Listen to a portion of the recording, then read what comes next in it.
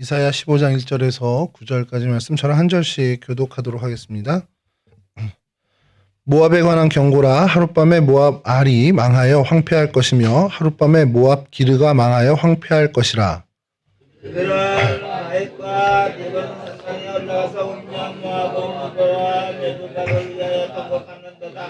그들이 각각 머리 타락을 밀고 각각 수염을 깎았으며 거리에서는 굵은 배로 몸을 동이었으며 지붕과 넓은 곳에서는 각기 애통하며 심히 울며 에스라와 엘레알레는 부러지며 그들의 소리는 야스까지 들리니 그러므로 모압의 군사들이 크게 부르짖으며 그들의 혼이 속에서 떠는도다. 내 마음이 모압을 위하여 부르짖는도다. 그 피난민들은 소알과 에그랏 슬리시아까지 이르고 울며 루힛 비탈길로 올라가며 호로나임 길에서 패망을 울부짖으니 나무의 마르고 불이 시들었으며 연한 불이 말라 청청한 것이 없으니로다.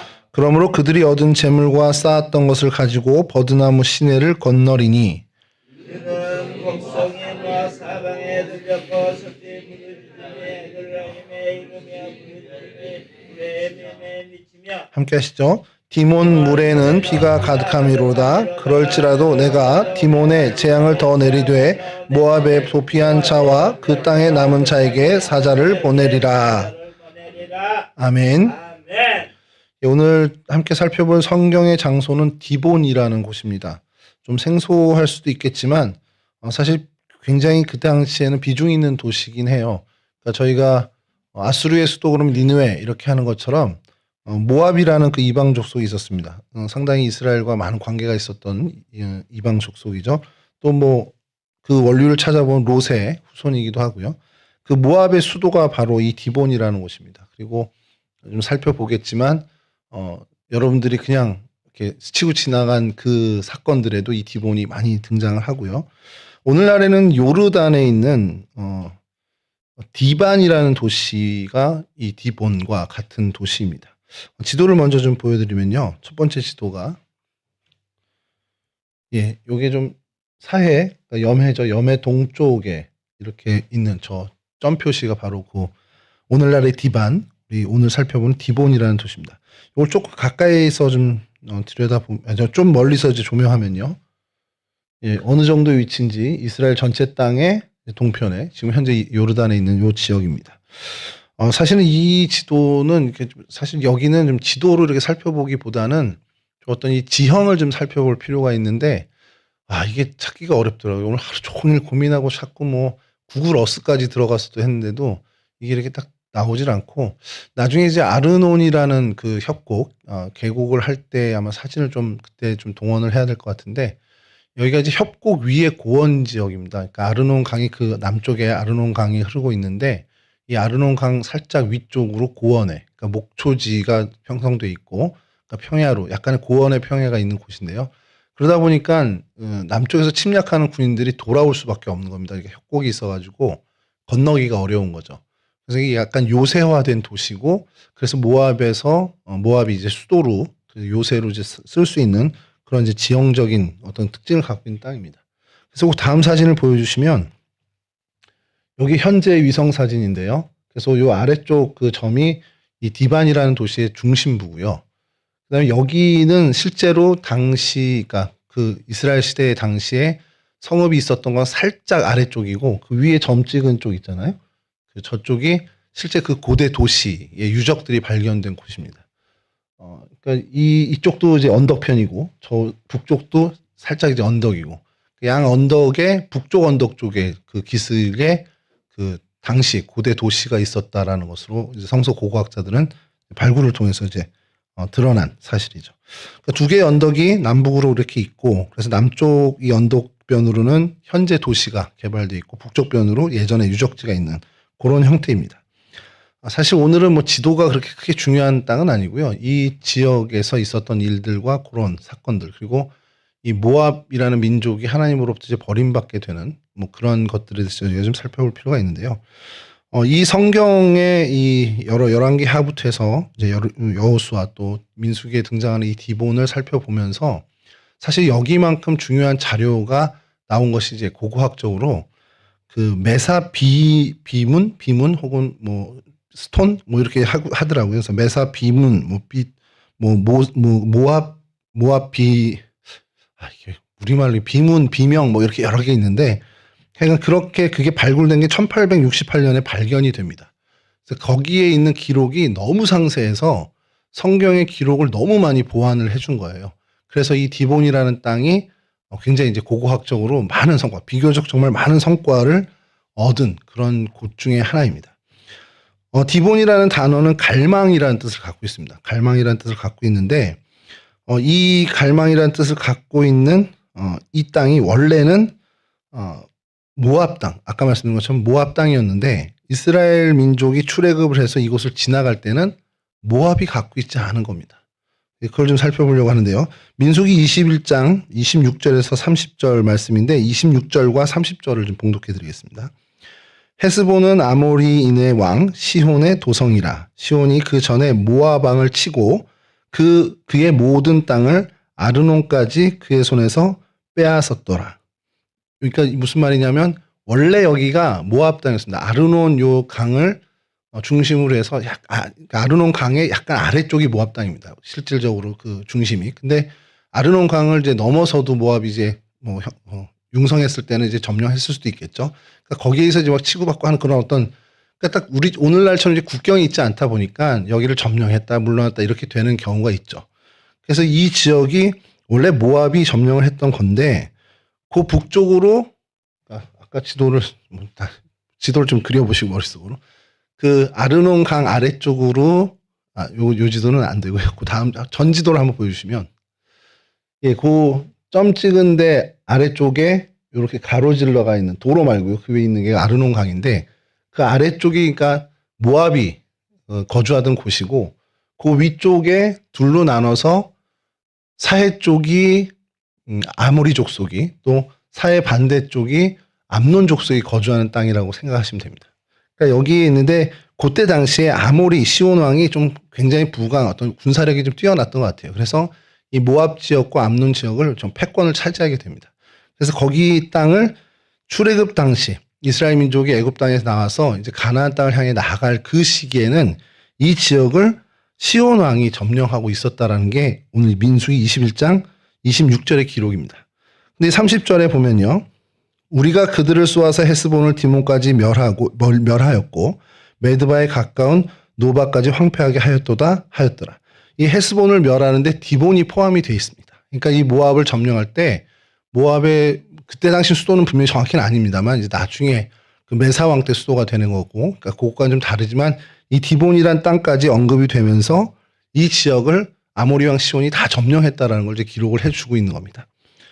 자, 이런 땅을 출애굽한 이스라엘 백성들이 가서 점령을 하게 되는데 그 사건을 민수기 21장 21절에서 25절까지 이렇게 기록하고 있습니다. 좀 이건 읽어드리겠습니다.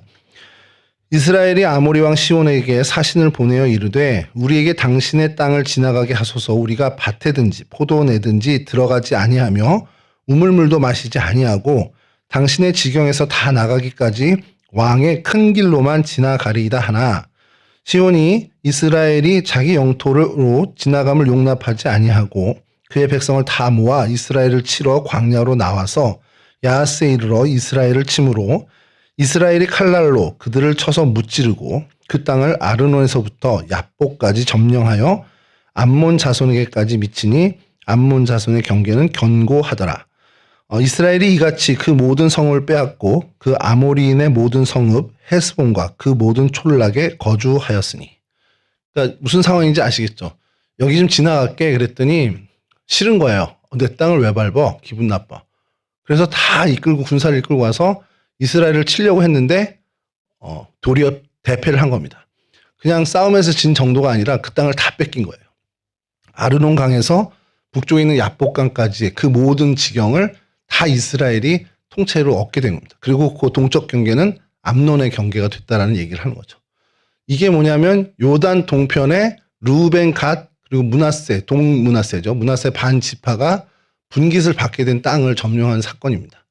그러니까 이렇게 지나가게 놔뒀으면 그 아모리 왕 시온이 건재하게 살아있을 수 있었는데 괜히 못 지나가게 뻗에다가 그러다가 이제 싸움이 나고 그래서 대패하고 그래서 그 땅까지 다 뺏기게 되는 그러한 그러니까 이때 디본까지도 이스라엘이 다 차지하게 되죠. 차지하게 됐으니 땅을 분배할 때 이 디본이라는 이름이 거론이 되겠죠. 그래서 민수기 32장 33절에서 34절입니다. 모세가 갓 자손과 루벤 자손과 요셉의 아들 므낫세 반 지파에게 아모리인의 왕 시온의 나라와 바산 왕 옥의 나라를 주되 곧 그 땅과 그 경내의 성읍들과 그 성읍들의 사방 땅을 그들에게 주매 갓 자손은 디본과 아다롯과 아로엘과 그러니까 이 디본을 갓 자손에게 줬다라는 기사가 민수기 32장에 나옵니다. 이렇게 딱 정리가 되면 너무 좋은데 디본을 살피다 보면 이제 여기서부터 고민이 생기게 됩니다. 여호수아 13장 15절에서 17절입니다. 모세가 르우벤 자손의 지파에게 그들의 가족을 따라서 기업을 주었으니 그들의 지역은 아르논 골짜기 가에 있는 아로엘에서부터 골짜기 가운데 있는 성읍과 메드바 곁에 있는 온 평지와 헤스본과 그 평지에 있는 모든 성읍 곧 디본과 바못 바알과 벳바알 무온과 여기서는 르우벤 자손에게 이 디본을 분배한 것이 모세가 분배했다라고 나옵니다. 그러면 이 디본은 르우벤 지파에 속한 땅입니까? 갓 지파에 속한 땅입니까? 이걸 제가 물어본 제가 잘못이죠. 질문을 하지 말아야 되는데.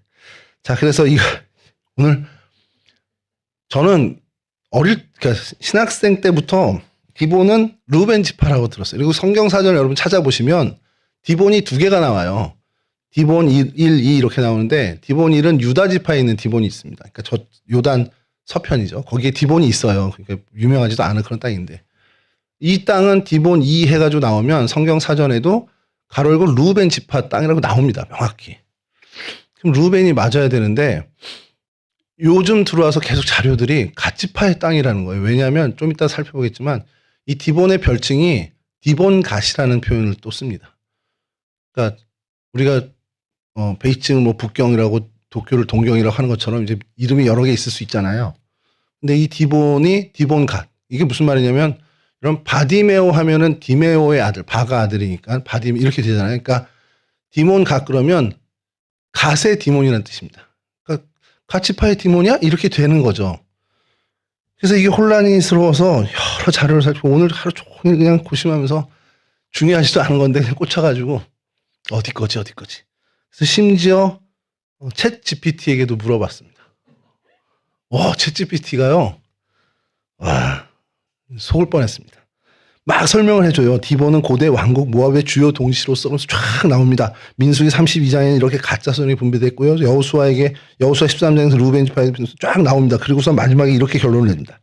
따라서 디본은 갓지파와 르우벤 지파 모두에게 관련된 도시로 여겨지지만 정확한 소유권은 불분명합니다. 끝. 그래서 여러 자료를 물어보고 또 구약을 전공했던 이제 그 친구 목사님한테도 막 전에 물어보는데 거기도 뭐 야 그거 중요한 거 아니야 저한테 자꾸 그러더라고요. 그래서 찾았는데 이제 그냥 대부분의 주류 구약학자들의 이것은 르우벤 지파의 땅으로 보고 있습니다. 보고 있는데 이 디본 성을 건축할 때인지 아니면 디본 성을 재건할 때인지 아니면 침략할 때든지 그런 어떤 사건은 모르지만 갓지파와 굉장히 밀접한 관계를 맺은 땅이라는 거예요. 그러다 보니 디본 갓이라고도 칭할 정도로 갓지파와도 밀접한. 그러니까 여러분 우리가 좀 생각해야 될 것이 요단 서편은 좀 다르지만 요단 동편은 아래쪽이 르우벤, 중간이 갓, 위쪽이 므낫세 반지파가 분배됐다는 정도지 정확하게 오늘날의 국경처럼 어디 이렇게 있고 뭐 요즘 트럼프가 멕시코와 뭐 장벽을 쌓듯이 뭐 바다 위까지 장벽이 나갔더라고요. 얼마 전 뉴스 보니까. 그런 식으로 명확한 경계가 있는 게 아니라는 겁니다. 그러다 보니까 이렇게 군데군데 혼재돼 있고 그냥 대략 제일 남쪽에 르우벤이 있었고 중간쯤에 갓지파가 분배를 받았고 다 성읍 위주로 받다 보니까 이제 그렇게 된 거죠.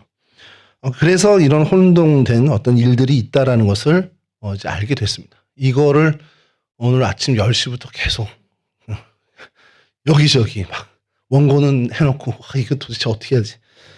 여러분 이렇게 나왔는데 이게 이 한두 마디로 설명될 일을 몇 시간을 찾아낸 거죠. 여하튼 이렇게 르우벤 지파 또 갓 지파에게 속해 있던 땅이 이 바로 디본인데 사실 이 디본이 이스라엘 땅에 속했다라는 거에서는 별로 큰 일이 없습니다. 그러니까 이스라엘이 점령해서 디본이 르우벤 지파의 소유로 있을 당시엔 여기서 어떤 사건도 별로 없고요. 그다지 큰 일이 없습니다. 이 땅이 모압의 손에 있을 때 그때의 많은 일들이 이스라엘과 엮인 일들이 벌어지게 되는데 그때 이제 제일 먼저 중심에 등장하는 사람이 바로 모압 왕 메사라는 사람이 등장을 합니다. 그리고 그 이후에도 오늘 우리가 이사야에서도 읽었지만 이 모압은 이 디본을 중심으로 해서 계속해서 그모스 신을 섬기는 우상 숭배를 섬기는 나라로 계속 이어져 갔고요. 그로 인해서 하나님께서 그 모압을 경고하시면서 이제 멸망에 이르게 하는 그 일들이 이제 펼쳐지는 거죠.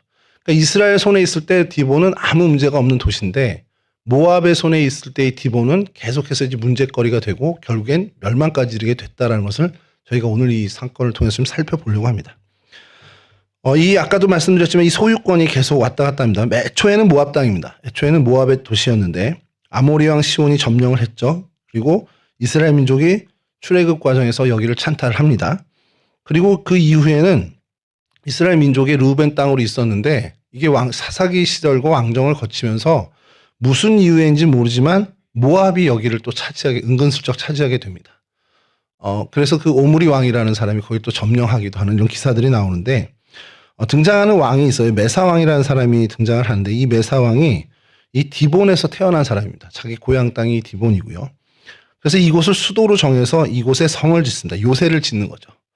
그런데 요새를 짓고 굳건히 했겠지만 그 힘이 아주 뛰어나서 주변을 다 어떻게 보면 패권을 차지한 건 아니고 여전히 이스라엘에게 속국 형태로 있었습니다. 북이스라엘의 속국 형태로 있었고 아합 왕에게 그러니까 오므리 왕 때 이제 여기를 다시 점령을 했으니까 이제 속국처럼 완전히 된 거죠. 제압을 한 거죠. 그리고 오므리 왕의 아들인 아합 왕 때까지도 여기서 조공을 바치게 됩니다. 계속해서 대규모의 조공을 바치는데 새끼양 10만 마리, 순양 10만 마리의 양털을 바친다라고 성경에 등장을 해요.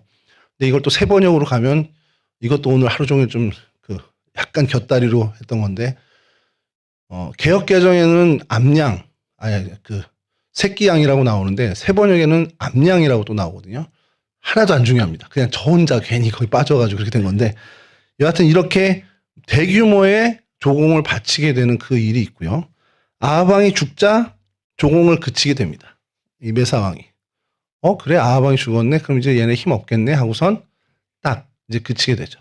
그랬더니 여호람 그 아들 여호람과 이제 남유다에 있는 여호사밧 왕과 또 에돔 나라가 세 나라가 연합을 해서 이 모압을 쳐들어가게 됩니다. 너 왜 조공 바치다가 안 바쳐? 이러면서 이제 쳐들어가는 거죠. 혼쭐을 내주려고 쳐들어갔는데 그곳에 싸움을 이제 하다가 이 메사 왕이 지금 불리해지니까 그모스 신을 섬기잖아요. 모압이. 그러니까 갑자기 전세를 어떻게 하면 이것을 타개할까 넘을 수 있을까라는 생각을 했던 모양이에요. 그러고 나서는 우리가 잘 알지 열왕기하 3장에 등장하는 사건이죠. 자기 아들을 성벽에서 번제로 태워버립니다. 그거를 본 이스라엘 남유다 사람과 북이스라엘 사람 군대 에돔 군사가 보고서 경악을 하고 그냥 퇴각을 해버려요. 이거는 제가 안 띄워드리고 좀 읽어드리겠습니다. 이에 자기 왕위를 이어 왕이 될 마다들을 데려와 성 위에서 번제를 드린지라 이스라엘에게 크게 경노함이 임하매 그들이 떠나 각기 고국으로 돌아갔더라. 열왕기하 3장 27절 말씀입니다. 그러니까 이렇게 엄청난 퍼포먼스를 하면서 결국엔 위기를 벗어나게 됩니다. 그게 이제 메사 왕 때 있었던 일이죠. 그모스를 섬기는 종교가 이 인신제사가 사실 있었단 말이에요. 그러니까 그것에 아주 절정을 가는 그런. 그러니까 이 메사 왕을 평가할 때 어떤 종교성이 굉장히 강한 왕으로 평가를 합니다. 역사 기록에. 그러니까 아마 그 아들을 그 자리에서 번제로 인신제사를 드린 사람이라고 이제 그 정도 할 수 있는 사람이 아니었을까라는 거죠. 그러니까 평상시에도 이 그모스 신에 대해서 집중을 많이 했고 그리고 어떤 종교성을 많이 가지고 있었던 그런 지도자였다라고 기록을 하고 있습니다. 여하튼 이렇게 모압 그리고 시온에게 갔다가 르우벤 갓에게도 속했다가 다시 모압 메사 왕으로 갔다가 오므리 왕과 아합 왕 때 다시 이스라엘의 속국이 되었다가 다시 그 연합군 간의 전쟁을 치르면서 나름대로 이제 그 독립국가를 갖게 된 그런 모습이 바로 이 모압이고 그 수도 디몬입니다. 이 디본을 수도로 삼고 이제 메사 왕이 여기서 요새화하면서 계속해서 국력을 키워나가는데 여기서 이제 발견된 것을 아까 처음에 말씀드린 것처럼 메사 비문이라고도 하고 또 혹은 모압 비석이라고도 합니다. 그러니까 이게 뭐 나라 이름을 붙일 때도 있고 이 왕 이름을 붙일 때도 있는데 이 부분의 내용이 이렇게 나와요. 그냥 직역을 하면 이렇게 써 있답니다. 나는 모압 왕 메사이다. 나의 아버지도 왕이었고 나는 이스라엘의 왕의 압제에서 모압을 해방시켰다. 이 기록이 모압어로 정확히 기록이 돼 있답니다. 근데 이 내용이 성경과 비슷하게 이제 된 거죠. 메사가 이스라엘 지배를 받았다가 이제 독립한 그런 어떤 사건을 기록한 것 같습니다. 그리고 또 이렇게 기록이 있습니다. 나는 디본에 큰 성벽을 쌓고 물 저장고를 만들고 요새를 강화했다. 그러니까 디본이 이 모압의 수도였고 그 요새 역할을 했다라는 것도 여기서 이제 발견이 되죠. 그러면서 이제 성경과 조금 이제 이스라엘 민족과 이제 연결되는 건데 아마 원한이 있었던 것 아닐까라는 생각이 들어요. 이스라엘의 신 야훼는 나를 대적했지만 모압의 신 그모스가 나를 도와 승리하게 했다. 그러면 이제 약간의 우리 표현으로 구라를 섞은 겁니다. 이기지도 않았는데 이겼다고 이렇게 했죠. 그러니까 이스라엘과 모압이 종교적인 대립까지도, 그러니까 어떤 국가적인 대립, 민족의 대립도, 군사적인 대립도 있지만 종교적인 대립도 그 정서에는 분명히 깔려 있었다라는 것을 저희가 이제 보게 되는 거고요. 그 다음에 마지막 기록이 나는 이스라엘의 성읍을 점령하고 그곳 사람들을 죽였고 포로로 삼았다. 이렇게 기록이 되는데 이건 역사적 사실과는 전혀 다른, 그러니까 자신의 업적을 과대하게 이제 쓴 거죠. 이스라엘 성읍을 친 적도 없고요. 이스라엘 군사가 들어온 것을 아들을 인신제사 하면서 돌려보낸 정도가 그가 거둔 어떤 소유의 성과지 그 외에는 이스라엘과 전쟁을 통해서 승리한 적은 없다라는 겁니다. 그러니까 성경의 기록과는 다르게 자신이 정쟁에서 승리했다. 그러니까 자신을 좀 영웅시하는 그런 비문을 남긴 거죠. 그리고 이 비문은 정확히 그 시절의 것인 게 확인이 됐고요. 성서고학적으로 그래서 굉장히 중요한 역사적 자료가 되었습니다. 그래서 이 메사왕에 대해서 평가는 어쨌든 간에 모압의 독립을 이끈 왕이었다라는 것. 그러니까 이스라엘의 지배에서 벗어나기 위해서 사실은 반란을 한 거고 그래서 지도력으로 있어서는 그 당시의 모압 사람들에게는 많이 추앙을 받았던 사람이라는 겁니다. 그리고 디본을 중심으로 해서 모압을 요새화하는 약간 군사 기지화하는 그런 어떤 업적도 있었고요. 이스라엘과 전쟁을 벌려서 결국엔 이게 정확히 이겼다라고 하기는 어렵지만 어쨌든 퇴각은 시켰으니까 그래서 어떤 그런 부분들도 있어서 이스라엘과 끝까지 대적했던 사람으로 이제 기록이 되고 아까도 말씀드린 것처럼 이 그모스 신에 대해서 굉장히 집중했던 사람이고 굉장히 신뢰해서 굉장히 종교성이 강한 왕이었다라고 이제 평가를 받고 있습니다. 이처럼 메사왕이 애지중지했던 이 곳이 바로 디본입니다. 이 디본이 그모스 신, 어떤 그 기모스 신을 섬기는 그 모압 민족에겐 굉장히 성스러운 도시인 겁니다. 상징적인 도시이기도 하고요. 그러니까 여기는 자기들에게 생명 정도는 아니더라도 굉장히 정말 자부심을 갖는 도시인 거죠. 자, 그 애지중지했던 디본이 어떻게 됐냐? 사진을 좀 보여드리겠습니다. 예, 첫 번째 사진 보여주시죠. 예. 이 디본 거리입니다. 아까 그 사진에 보였던 남쪽에 그 마을이 형성되어 있는 곳이고요. 예, 다음 사진 보여주시고, 예, 여기도 다음 사진이요. 예, 그 다음 사진. 예, 저게 이제 모스크입니다. 이제 이슬람 사원이죠. 이슬람 사원이고, 다음 사진 보여주시면, 예, 여기가 이곳의, 디본, 아까 말씀 디반의 시청입니다. 예, 여기까지가 이제 그 현재까지 도시인데요. 어느 정도 보셔요, 여러분, 이게 디본이.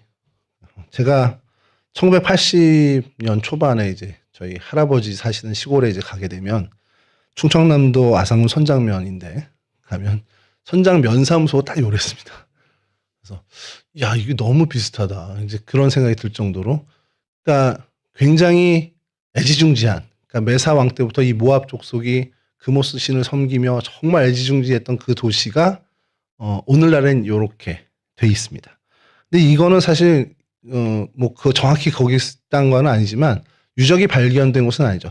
근데 이게 학자들의 설이 좀 다른 것이 이 지역도 아마 그 고대 디본의 자리였을 거다라는 거예요. 근데 도시가 건설되는 바람에 유적 발굴을 못한 거고 발굴을 할 수 있었던 환경이 된 그 지역 북편 언덕에서 발견했기 때문에 그냥 거기를 고대 도시가 있었지 않겠냐 하는 건데 사실 역사학자들은 여기까지도 다 파보고 싶은 거죠. 근데 이제 도시가 형성돼 있으니까 못 하는 거고.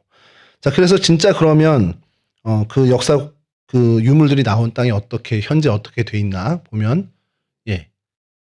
뭔지 모르겠죠. 이게 무슨 역사 어디야? 이렇게 할 수도 있는 이게 성벽터입니다. 그리고 다음 사진 보여주시면 요거 이제 발굴을 했던 흔적들이 있었고 경계에서 들어가지 못하게 하는 그런 부분이고 다음 보여주시면 이게 뭐 고대의 길이라는데 약간 복원한 것 같은 이제 느낌이 있습니다. 그래서 그 길들을 약간 복원했던 것. 다음 사진도 이제 계단이 보이는데 예, 저 성벽과 계단 이런 것도 일부 발견됐고요. 그 다음이 이제 그래도 좀 원형이 좀 그래도 잘 보존되어 있는 성벽들이 좀 발굴이 됐습니다. 그리고 그 다음이 다소 무너졌지만 이제 제일 외곽에 경계가 되는 그 부분입니다. 보시면 어떠세요? 우리가 이전에 계속 살펴봤던 그 유적들의 발굴과 좀 많이 다르죠. 그냥 발굴해놓고 방치되고 있습니다.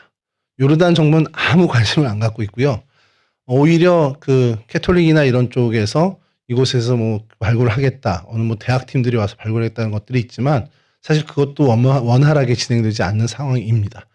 그러니까 제가 이렇게 보면서 그 메사왕이 자신의 태어난 고향이고 그래서 모압을 독립시키면서 정말 애지중지하고 상징적으로 모압 민족의 엄청난 상징적인 도시를 만들고 그리고 금오스 신의 산당을 거기에 만들면서 신전까지 만들고 거기서 인신제사까지 들여가면서 집중했던 그 도시가 이사야의 그 하나님의 심판 그 이후에 또 실질로 역사적으로는 바벨론 시대에 완전히 폐허가 됩니다만 그리고 오늘날까지도 재건되지 못하고 그냥 폐허로 방치되어 있다라는 것. 아까 말씀드렸지만 이 디본이라는 이 단어는 갈망이라는 뜻이 있지만 이 디본의 어원은 그 디바라고 해서 그 폐허가 되다 혹은 황량하다 이런 단어의 의미를 갖고 있습니다. 그러니까 이게 뭔가 마치 우연인지 아닌지 모르겠지만 그 단어의 어원처럼 다시 되돌아온 겁니다. 그러니까 마치 하나님이 그 의도하신 것처럼 그 이 디본이라는 도시의 이름에 원래의 단어가 황량하고 폐허가 되고 외롭다라는 의미를 갖는 그 단어의 모습으로 다시 돌아가 버린 듯한 그런 모습을 저희들이 이 사진을 통해서 발견하게 되죠. 그리고 마지막 사진은 마지막 사진이 아까 말씀드린 메사 비문입니다. 그리고 이 글자들을 사진을 나중에 한번 보시면 확대해 보시면 히브리어 같은 글자들이 써 있는데 이게 모압 언어랍니다. 모압 글자인데 아마 히브리어 글자하고 거의 흡사한 그래서 이제 해석하기에도 좀 고고학적으로 좀 수월한 뭐 그런 얘기들이 좀 있더라고요. 그래서 이 히브리어와 유사한 모압어를 해석해서 아까 그와 같은 나는 왕이다. 우리 아버지도 왕이었었고 대대로 왕이다. 이런 어떤 그런 메사 왕의 기록이 아주 잘 보존돼 있고 이것이 아까 그 유적이 발굴된 곳에서 발견이 됐습니다. 그럼 이게 어디 있을까요? 예, 영국에 있습니다. 루브르 박물관에. 좋은 건 다 영국에 가 있습니다. 이렇게.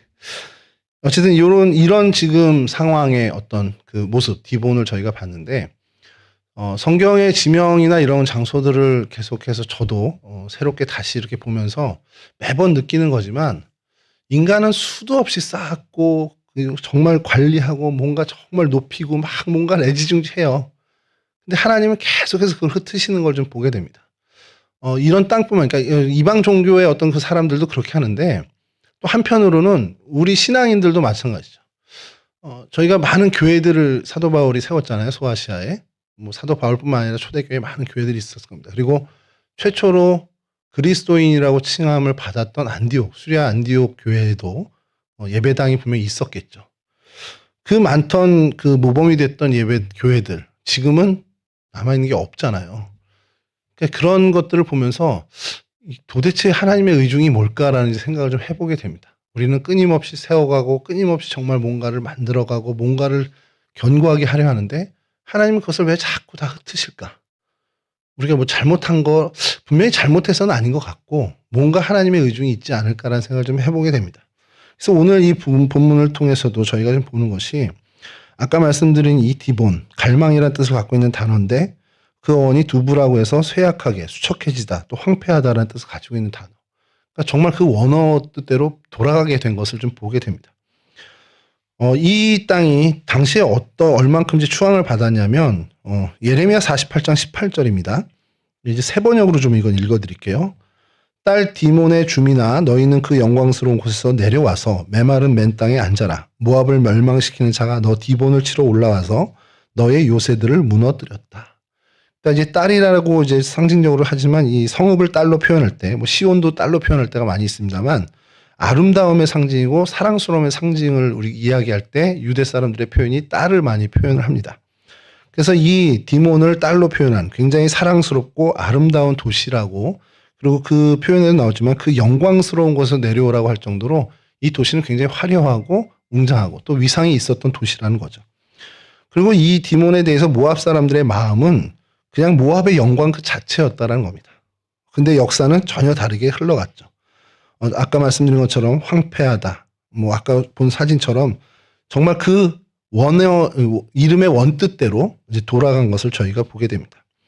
오늘 저희가 읽은 이사야서 15장 그리고 또 이후의 16장을 통해서 이사야는 계속해서 모압에 대해서 멸망을 선언을 합니다. 그래서 모압은 어떻게 보면 롯의 자손이죠. 그 아브라함과 이제 형제가 되는 이스라엘 민족과 형제가 되는 민족이기도 합니다. 그런 면에서는 어떻게 보면 좀 안타까운 게 있죠. 같은 원뿔이고 같은 아브라함의 족속인데 어떻게 이와 정말 이스라엘과 전혀 다른 길을 이렇게 걸어갔을까라는 좀 생각을 해보게 됩니다. 이 모압에 어떤 신당들이 있었고, 그래서 모압 사람들이 그곳에 대해서 많은 정말 어떻게 보면 영광 그 자체로 여겼는데, 오늘 본문의 2절이 이렇게 되고 있죠. 그들은 바익과 디본 산당에 올라가서 울며 모압은 느보와 메드바를 위하여 통곡하는도다. 그러니까 이들이 통곡할 거라는 거예요. 이사야 선지자의 이야기는 모압 사람들이 이 디본에서 통곡을 하게 되는데 그 이유는 하나님의 심판이 임하기 때문이라는 겁니다. 명확한 하나님의 심판을 이야기합니다. 그럼 이 심판이 왜 일어났을까라는 걸 저희들이 생각해 봐야겠죠. 왜 모압이 하나님으로부터 심판을 받을까? 그럼 뭐 두말할 것도 없이 첫 번째 이유는 우상 숭배입니다. 가증한 그모스 신을 숭배했습니다. 그리고 그들은 그 그모스 신을 전쟁의 신으로 섬겼죠. 추앙을 했습니다. 그러니까 모압에 있어서 수호신, 우리를 보호하는 수호신이 바로 이 그모스였습니다. 그리고 그 그모스 신의 그러니까 제사 규례는 또 인신제사, 아이를 제물로 불에 태워 바치는 그런 제사였죠. 여러분 이게 하나님이 우리 레위기에도 말씀하시면 사람을 불 가운데로 지나게 하는 것을 가증히 여긴다고 하나님 말씀을 아주 명확하게 하시거든요. 이 그모스 신을 섬기는 이 자체가 하나님을 격발시키는 거고 하나님으로 하여금 굉장히 분노케 하는 일이라는 것을 성경에서는 계속해서 얘기합니다. 그리고 이것이 이 모압이 하나님의 심판을 받게 되는 결정적인 그리고 가장 최우선되는 잘못이고 범죄였다라는 것이죠. 금송아지 우상을 섬겼던 이스라엘이 있었죠. 그래서 하나님이 그들을 징계하십니다. 그것처럼 이 우상 숭배에 대해서 하나님은 엄격하게 말씀하시는데 그모스 씨는 그보다 더 가증하게 여기셔서 완벽하게 하나님께서 어떻게 보면 징벌하시기로 작정을 하신 거고 그것을 이사야를 통해서 이제 이야기를 하십니다. 이 우상 숭배와 더불어 그들의 죄가 또 하나 등장을 하는데요.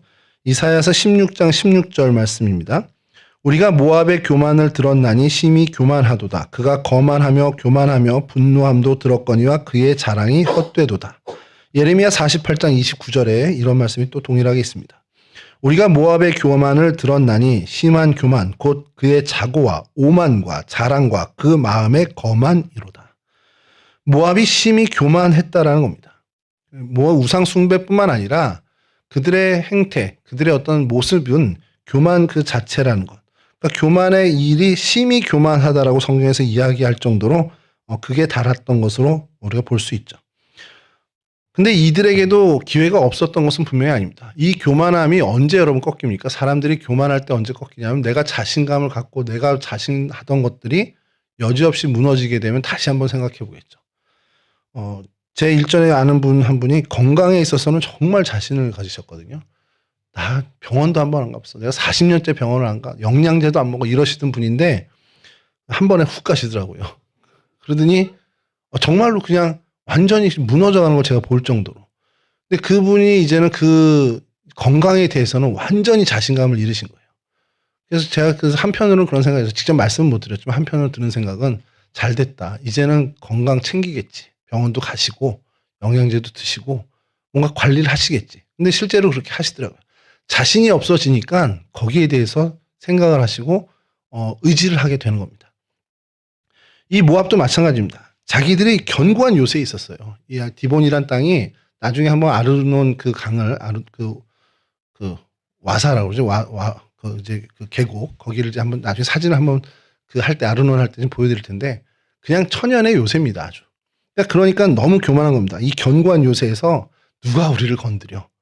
그리고 거기서 금오스 신을 하면서 금오스 신이 우리를 지키는데 이 모든 것들이 무너지게 된 게 언제냐면 아수르의 침공을 받았을 때 무너졌어요.